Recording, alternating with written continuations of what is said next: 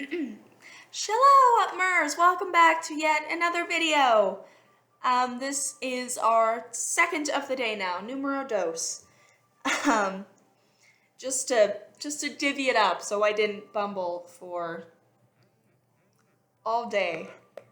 Um, so initially, my plan was to cover kind of frequently asked questions that I get when out performing, or just in general when I tell people I am a mermaid. When they ask what I do, they're like, what do you mean? What do you mean you're a mermaid? I was like, I'm a mermaid. What? Anyway, so the reactions I always get are hilarious and cute if it's from kids. Um, anyway, so yeah, so I'm wearing this time around I'm wearing the more, because you can't really see it because my camera's horrible, the little glitter ones. Again, linked down in the description. You'll remember the last video I made a few hours ago, I was wearing this one. And of course, at her shop, she also has one with a little fork / dingle. Oh no, did one of them come off? Oh no! One of the sparkles fell off. Oh well, you know what? Easy fix. Anyway, so right off the bat, frequently asked questions. Initially, people was like, "Okay, you're a mermaid. What does that mean? What do you do?" And of course, I guess on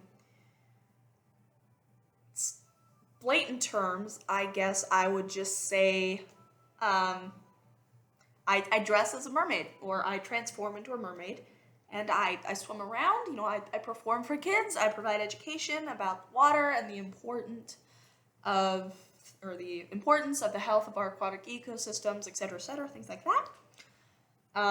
Initially that they're like, oh yeah, the way, like that. A few of them, okay, 99% of the time you'll get like more fascinated reactions from people like, that is so cool. Like, oh my goodness. Like, how did you get into that? Tell me more. And a lot of them are really interested. The other 1%, who I have a name for, but since it is not necessarily appropriate, I'm not gonna say it. They're the ones that are kind of like, that is, like, you say I'm a mermaid, they're like, that is so dumb. Grow up. Like, what are you, 3 years old? Like, mermaids, what? And those are the sort of people that, oh my goodness, they're, like, I don't mean to be, like, rude towards these people, because, I myself, sometimes I look at certain hobbies or people do, I'm just like, why? But I do really try to keep an open mind about it, but sort of like this closed-mindedness, and they're not willing to kind of like ask you more about it context-wise and why you do it and the impact you have on people. If they're not willing to do that, then a part of me is like, you're not worth my time. You're not worth me explaining it. You think what you want to think. I'm happy doing it. Stuff like that. So in those instances when people are kind of heckling you, telling you to grow up, saying, aren't you a little old for this? Or, oh, that's so childish. Why don't you get a real job? Stuff like that. In the back of my mind, I'm always so tempted to say, you are just jealous because I get to be this beautiful mermaid and you are stuck doing retail or flipping burgers. But that's a little mean. That's a little mean, I'll admit. There's nothing wrong with that. There's absolutely nothing wrong. A job is a job. But just, it always sort of, also it kind of makes me laugh. But, so, constant, so that's definitely one of them. Like, what does it mean to be a mermaid? Why do you do it? Initially, it's, like I said, like, I enjoy it. I love bringing the magic to people. For me personally, it gives me a really good escape from all like the modern like hustle and bustle and the he said she said of the modern world today. Like, it really helps me just break away from all that background clutter noise that can just, just kind of get in there and just free yourself from all that negativity and just really get a chance to be like your beautiful self, like the best self you know you can be, and also being able to provide such incredible moments for the community, little kids, like kids especially. Like it's better when the adults get into it in an appropriate way. Let me just say, I am not that kind of mer. Like it's not adult shows. Let me point that out right now. Let's put an end to that. I mean, for people that do that, I mean, you do you, girl. But I'm mostly appropriate venues only that you would be comfortable bringing your child or grandchildren to, stuff like that. You get my point. Second question, and this is normally from the kids. Are you real? It's always, there's one, are you a real mermaid? Well, prove it, prove it. And, of course, as a kid, I was exactly the same. Usually I don't feel insulted by it at all. I just roll with it. And of course, in any instance, whether you're mermaiding or you're playing a character, one of the trips is to just flip the question. Just flip the question, distract them. Of course, one of my go-to is, well, of course I'm the real me. Are you the real you? And that'll usually make them laugh. And they're just like, of course. It's like, are you sure? And usually I'll just kind of poke them really gently and be like, oh, I'm not sure if you're actually you. That kind of, that'll really flip it. Pun intended. So just diversion of the question. And, sometimes, and in some instances, you will come across, individuals, whether that be children, maybe especially adults, if they're just not getting into it for whatever reason and just kind of being just rude for no reason, which we've come across these people. What in the world? My camera's doing something weird. Stop it, camera. Anyway, so we've come across people like that no matter what you do, no matter what you say, they'll always be going around being like, they're not real. They're not a real mermaid, or, they're not the real this, and, don't believe that. They're not real. There's no such thing as, those people. It's the common hecklers. And really, there's nothing really you can do about it. I mean, there's really, at that point, there's no point arguing. I generally say, well, of course I'm the real me, and I'm very happy with being the real me, stuff like that, But, unfortunately, those situations do come up. They do come up, and really the only way to get around it is just kind of ignore the hecklers, focus on the ones, well, you really should be focusing on everybody, but maybe not the heckler group. But, just really interact with the ones that are, like, super into it, and that, that are around you and they're asking you questions and they're engaged. So, just ignore the dum-dums. Of course, like, they'll ask to touch your tail a lot. Of course, I allow that even though I have a fabric tail. But that's okay. Normally, the quick thing is well, all mermaid tails are different. Stuff like that. I'm looking at investing in a silicone tail or like a styrofoam land tail. So it has more of that, or maybe even a mythic from Finfo Productions, even though they are quite expensive. They kind of have like the individual scales on them, just kind of more 3D texture versus just a printed design. So when kids like touch the tail skin, it's not just so flat, but that's okay. It's fine, to each their own. Of course, if they're asking about, I know in some tails, when you're in the water, like it kind of gets vacuum sealed to your legs, and you can kind of like see your legs and you could just like see obviously that you have like kneecaps, and you're a person, obviously. You have feet, you have ankles, you got legs, you got all that. And of course, normally in the mer community, the go-to thing is like, well, they're just bones. Just say they're just bones, and like I said, each mermaid tail is different. And well, how many mermaid tails have you seen in your life? And normally the answer is not a lot. At least I would think the answer is not a lot, unless they're some kid that is able to transcend the realms of existence and just go and meet every single mermaid that has ever existed, which is probably a lot. And yeah, so really just roll with it. Flip the question, distraction, answer questions with a question, things like that. Of course, surprisingly enough, my proof of being a real mer is the fact that I can hold my breath really long. I remember I was kind of swimming around with a bunch of little kids, and then they had their older brother with them, and initially he was like, a mermaid, really? That is so cliche. And I get that, but I was able to hold my breath really long. He's like, okay, you have to be a real mermaid, because that was crazy. How did you go that far? So that was really neat.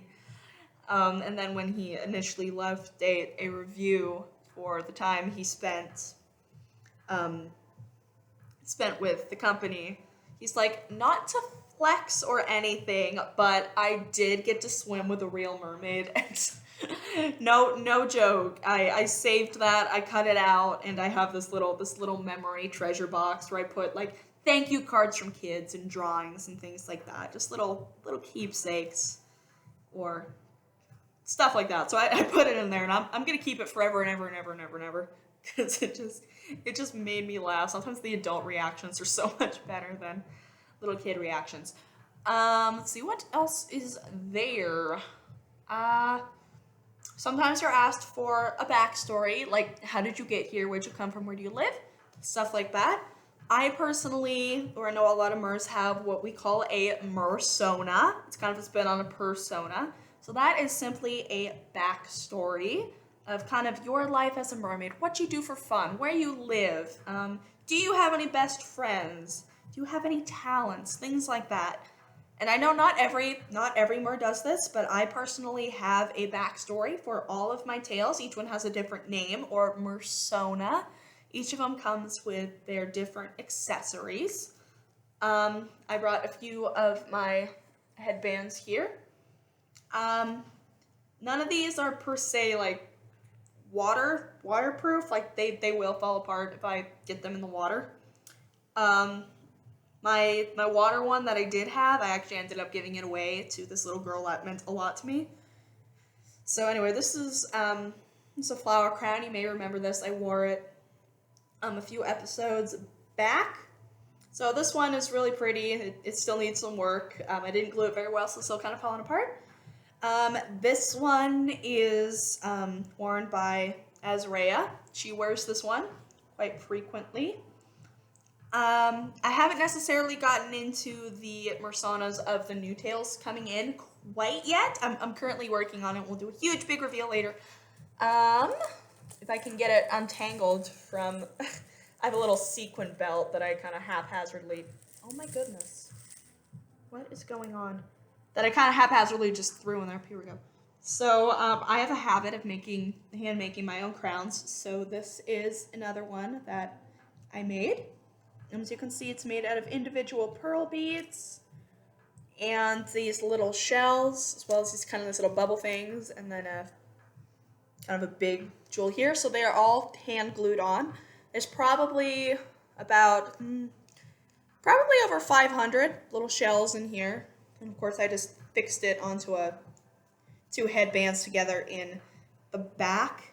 And then I just put them on with E6000 and a lot of adhesive, and then I just kind of did a quick epoxy sealer over it.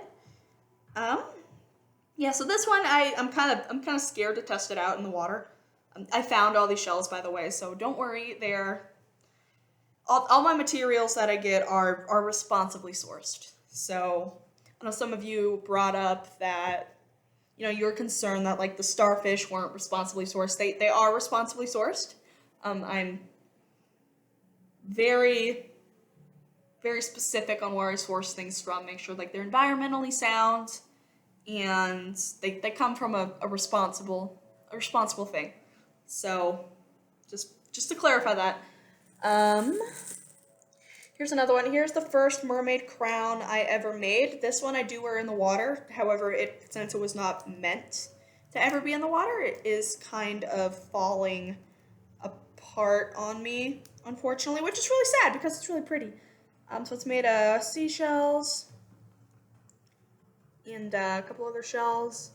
I threw on there some little plastic bead lace and some random things. You can kind of tell it was my first because it's not very organized.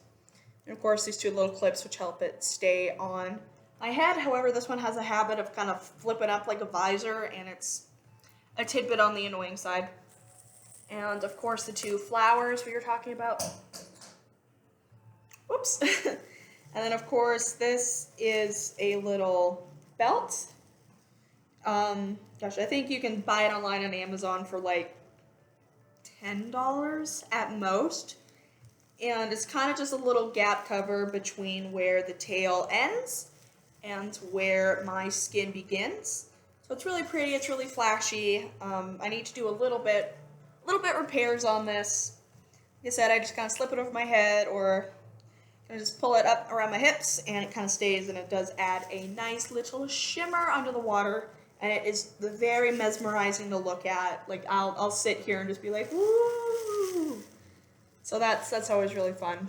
Of course, I do have little bracelets, little teal bracelets that I'll wear. I have a few necklaces. One of my favorite ones unfortunately broke, but that's okay. C'est la vie, the show must go on. So I really try to personalize the accessories and the jewelry based on the persona, just so it kind of doesn't get jumbled together and people really feel like they're meeting, individual mermaids that aren't just, copy and paste stuff like that. Just go in the extra mile in details. It helps. It really helps, and it does add that distinction that you do take the time and you care enough to make these big individual backstories. And just if mersonas are done well, it should, of course, obviously it should take time. It should take you time, and it should take you effort and thought to come up with these backstories. And I know, like, a lot of the times it does reflect you. Like, just to me, it seems a little odd that you wouldn't create a kind of a backstory for your mermaids that didn't in some way reflect you as a person, but that's just me. Other questions, and this is kind of where it gets into some gray area. And you're swimming and people ask, like, where do you get your tails? I've done that, and it's sort of a judgment call. I mean, there is sort of a time where, like, lips are sealed, just say, I grew it. It's been there since forever. But yet there's some cases, and it's, like I said, it's hard to describe when those instances come up. Maybe not when you're, like, actually, somebody's paying you to perform for their kids. Maybe you're out and about, there's no real little kids nearby. Then in my opinion, like, maybe after you're done swimming, stuff like that, I just kind of pull them aside and be like, you asked, here is where I source my stuff out of. If you're looking for stuff for your kids or your grandkids, stuff like that, or a present for just a child I would recommend this, and I would do this. But when you're in, like, full-blown character mode and you're performing, obviously the rule is never break character. But like I said, it's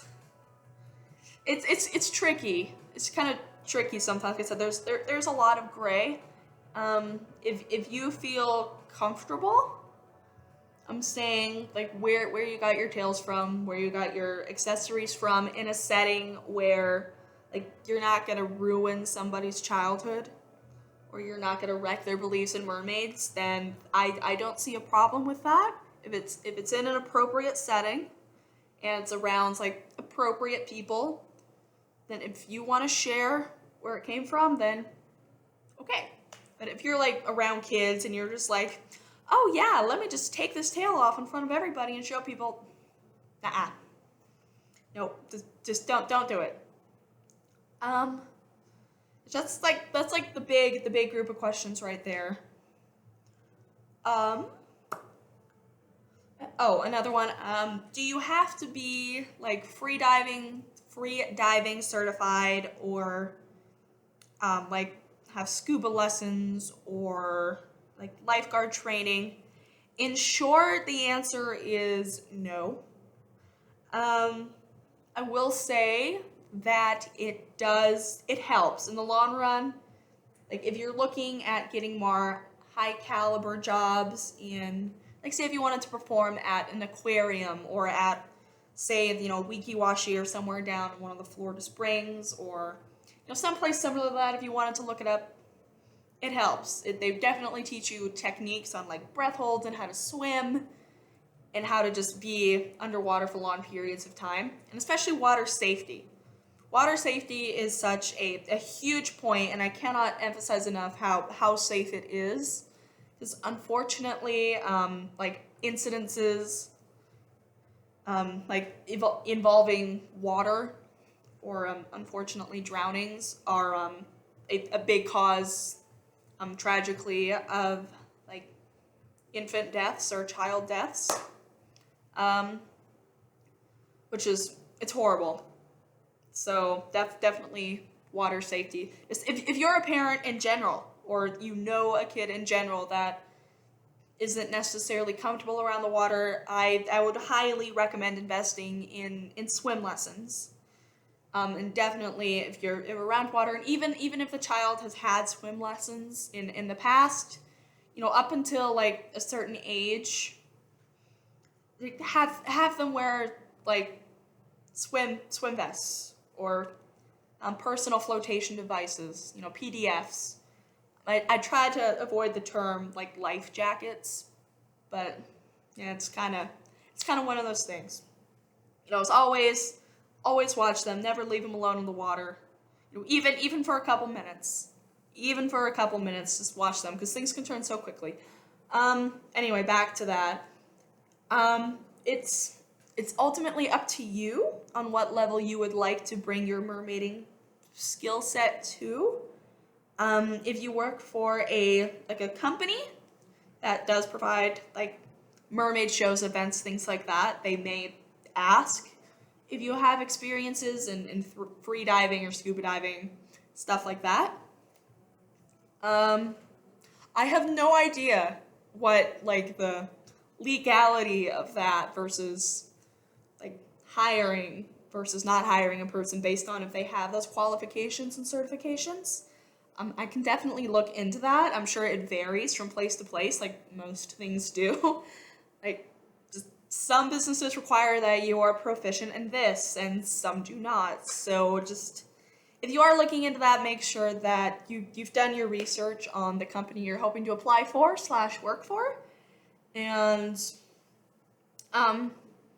just become familiar with the programs available in your area, because it definitely doesn't hurt to have that experience and to have that certification. Like it doesn't hurt. Like even if you never use it, at least it's there. So if something were to come up, at least it is there. Like for my job, I have to do like first aid, child CPR, all that stuff, wilderness, and I hope and pray that I never have to use it.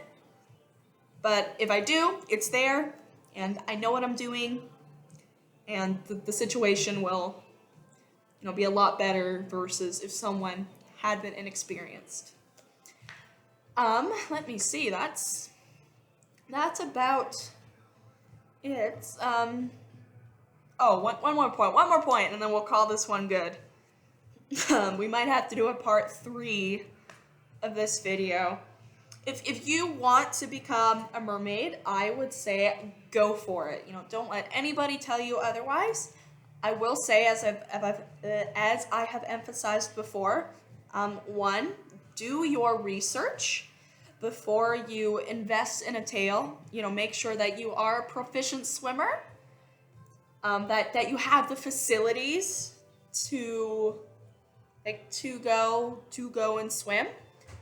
Some places don't, and my mom is walking in the door. I'm sorry, pause it for one moment. Okay, sorry about that interruption. Mom just got back with dinner. If the dog starts barking, sorry.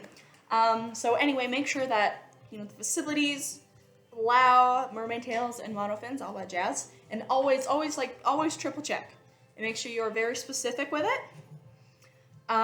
Also, two, make sure you are purchasing from a reputable mermaid tail seller. Like I said, places like FinFun, Mertailor, FinFolk, these are all great companies. Like a good sign that a tail maker is reputable is that obviously like a lot of the good ones they will come with like safety information. So like how to get in and how to get out of tails and water safety in general. So that is definitely a good thing to look at. Also, really try to avoid places such as Wish or eBay, stuff like that, stuff that doesn't necessarily list the credentials, because a lot of those are knockoff tails. And what I mean is referring to that is they are companies that have sort of stolen artwork and designs from these big reputable tail makers, and it really ends up hurting them. And a lot of those tails are not designed with safety in mind. And eventually all it really does is ends up hurting the mer community, which across the board is not a good thing. So please do your research before purchasing a tail. If it seems a little cheap, then it's probably a good thing to look out for. Sometimes it's worth paying a little bit more to ensure that you're buying a tail that's going to last you a while, that it's going to Sorry, my mom's sitting there in the corner eating pizza by the fire for some reason. So sorry. The magic of live video. So like as I was saying, sometimes it's better to pay a little bit more to make sure you're getting it from a good, reputable tail source that's gonna last you a while, it's safe, and they know what they're doing. So that is definitely a point. My goodness. I think that's gonna do it for about the top 4 or 5 most asked questions. We may have to run into a part 3 because I know I've talked a lot. I have a lot to say today, probably because I'm really passionate and a couple points popped out that I felt that I really needed to discuss and you guys were asking for it down in the comments. So anyway, as I said, link to products will be down in the description box below, such as the flowers, as well as some good articles to mer safety and safety in the water. So as always, thank you everyone so much for sticking with me. It's always an honor. As always, like and subscribe. Shout out to my home pod, the Mountain Lake Pod. Hopefully we will get together sooner than later. You're always in my heart, and to all the merds out there, keep swimming, and as always, we will see you on the flip side. Bye-bye!